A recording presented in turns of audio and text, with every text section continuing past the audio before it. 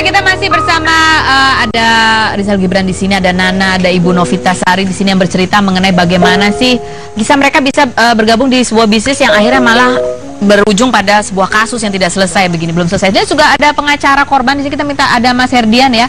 Mas Herdian mungkin bisa dijelaskan ini pasal apa yang bisa dijerat kepada Mr. Kemal dan buktinya apakah cukup? Kalau Mr. Kamal Taracan.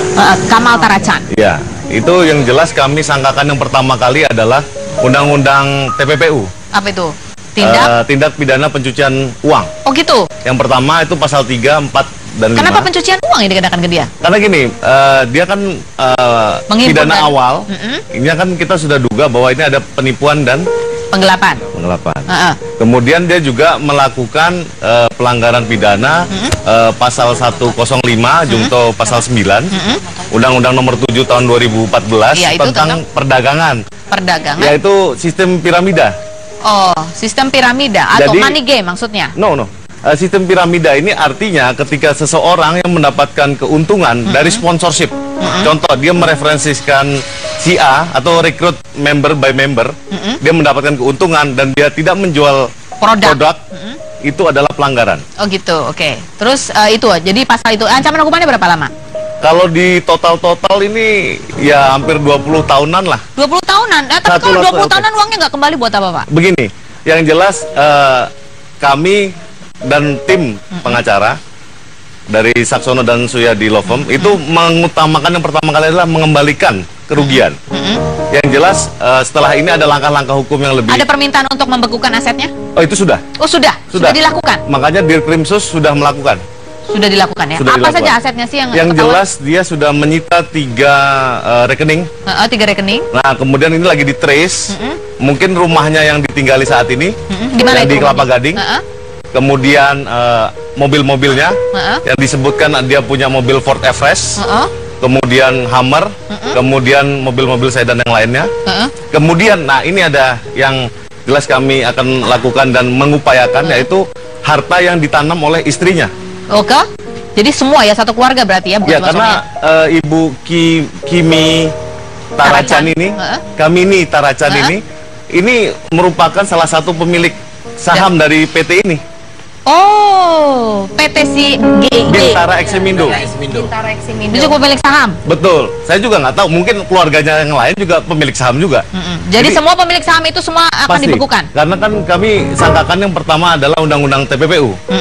Mengalir sampai ujung mana jadi akan dikejar. Semua pemegang saham dari PT ini semua harus turut bertanggung jawab supaya uang itu kembali. Ini berapa lama tapi kira-kira kalau prosesnya? Dari proses penangkapannya aja kan cukup cepat. Ya. Cuma 1 kali 24 jam. Ya. Saya rasa Dirkrimsus Pak Mujiono ya nggak banyak cerita lah. Mungkin dalam waktu sebelum Lebaran mungkin ada. Tapi Pak Kamalnya benar udah bebas dari tahanan? Itulah kami ingin mempertanyakan dan ketegasan dari Polda. Ya. Oke, baiklah. Nah, kita kembali lagi ke Rizal. Rizal, kamu punya klien banyak. Apakah ada diantaranya juga artis? Ada. Terus bagaimana? Mereka sudah mulai resah. Kamu menelpon sangat resah sih. Tapi kan dalam hal ini kan saya menjelaskan ya sistem ini yang cukup bagus. Tentunya juga. Ketika mereka resah, kamu bertanggung jawab penuh. Bertanggung jawab penuh. Apa bentuk tanggung jawab kamu? Ya contohnya seperti ini kan kita melaporkan dan juga ini juga bentuknya kasusnya masif dengan jumlah korban sangat banyak. Untungnya kita juga gerak cepat dengan gerak cepat ini kita bisa menahan agar tidak banyak korban-korban lagi berjatuhan. Oke, baik. Ada satu lagi yang juga merasa tertipu dan ingin menagih janji. Tapi kenapa anehnya tampaknya dia tidak mau berurusan dengan Mr. Kamal karena dia tahunya Rizal Gibran. Kita panggilkan ini Jupiter Fortissimo.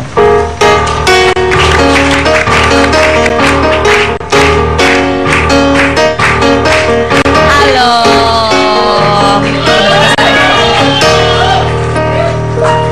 Oke, ini kita tanya kalau dari Jupiter. Jupiter, benar nih, kamu kayaknya kesel banget karena kasus ini, keselnya terutama sama Rizal Gibran, benarkah? Iya. Kenapa? Iya, dia harus tanggung jawab harusnya, karena kan dia yang ngajakin aku ikutan beginian. Dari dulu nggak pernah mau sih sebenarnya MLM. Ya. Terus kenapa akhirnya kamu mau tuh kenapa? Ya karena teman. Karena teman. Jadi sekarang gara-gara kasus ini pertemanan kamu bagaimana? Tanya dia. Gimana Risa? Jadi nggak enak ya? Ya terus Rizal harus minta ditabrak ke aku gitu. Gini, kalau mau beruntun nanti kan nggak selesai ya. Oke, kesel. Gue juga kesel sama Luna. Terus gue keselnya ke Mr. Kamal. Apa yang paling membuat Jupiter itu kesel selain bahwa yang nawarin Rizal? Apa sih yang membuat kamu kesel banget tuh apa?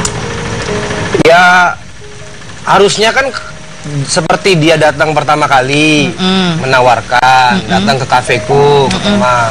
Ya seperti itu juga dong menjelaskan. Ini kalau ada masalah. Ya sebenarnya sih cuman butuh itu aja. Oh gitu. Cuman butuh itu aja, tapi ya tetap kita harus bersama-sama untuk si ini sih. Oke, kamu taunya kalau ini bermasalah dari siapa?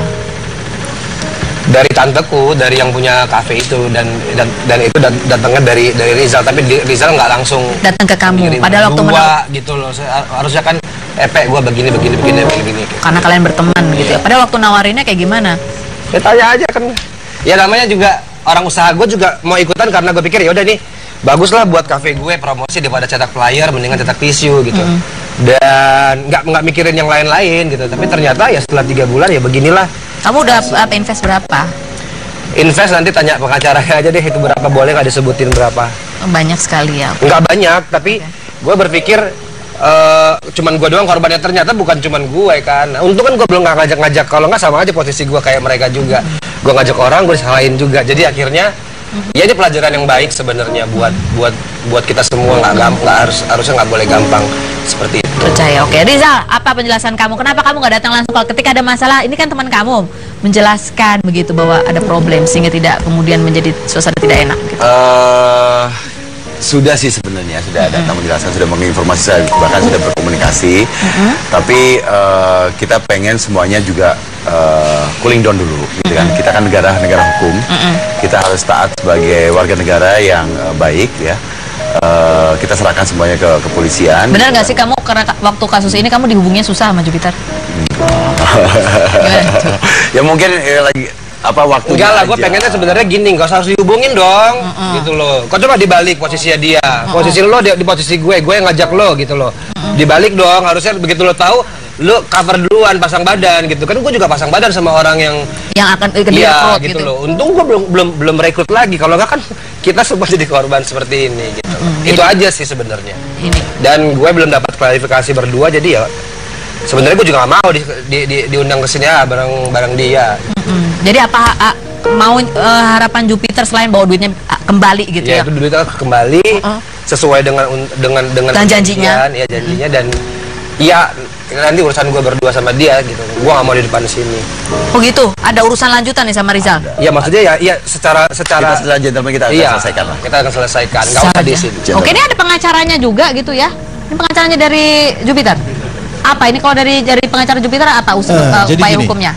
Sebenarnya di awal ketika Jupiter datang ke kita pengen jelaskan juga bahwa ada beberapa peristiwa hukum yang harus dipilah-pilah dulu sebenarnya. Jadi karena keterangan daripada Jupiter, dia kan tidak kenal langsung dengan KMT ini kan. Jadi dia hanya kenal dengan Rizal. Kan seperti itu. Jadi ada perbedaan peristiwa hukum antara yang dilakukan oleh Jupiter dengan Rizal dengan bosnya. Nah, itu yang harus kita teliti lagi. Apakah peristiwa hukum itu artinya presentasi yang diberikan oleh Rizal kepada Jupiter itu sama nggak dengan apa yang disampaikan oleh bosnya kepada Rizal? Itu mau diselidiki. Ya, itu intinya kita pengen klarifikasi itu. Pengen klarifikasi itu. Jadi kerugiannya ada berapa sih kalau boleh tahu? Potensi sampai puluhan lah ya. Puluhan juta potensinya. Iya, sampai segitu. Nah, tadi juga kita udah di BAP. Memang akhirnya sebenarnya tadi juga dengan Jupiter saya belum sempat ngomong banyak ya hasil dari BAP itu kita simpulkan. Cuman yang saya dapat simpulkan ya ini memang mengerucut kepada KMT ya, kepada tersangka itu sendiri ya. KTM itu sendiri sebagai tersangka, bahwa sepertinya yang kalau dari analisa kita pelakunya memang dia ini. Jadi mungkin ini kita lebih lihat ada kesalahpahaman. Cuman gini, yang kita pengen kasih pembelajaran juga sebenarnya. Kenapa Jupiter akhirnya mempersoalkan kepada Rizal? Karena sebenarnya ini pelajaran yang dilihat adalah jangan juga sembarangan untuk jadi upline gitu loh. Jangan juga kita sembarangan comot orang untuk dijadikan apa? Karena bisa jadi itu jadikan masalah hukum tersendiri. Karena kredibilitasnya yang dipegang adalah kredibilitasnya Rizal Gibran. Betul, gitu betul. Ya. Oke, baik. Kita akan lanjutkan setelah berikut ini. Jangan kemana-mana, tetap di Rumpi.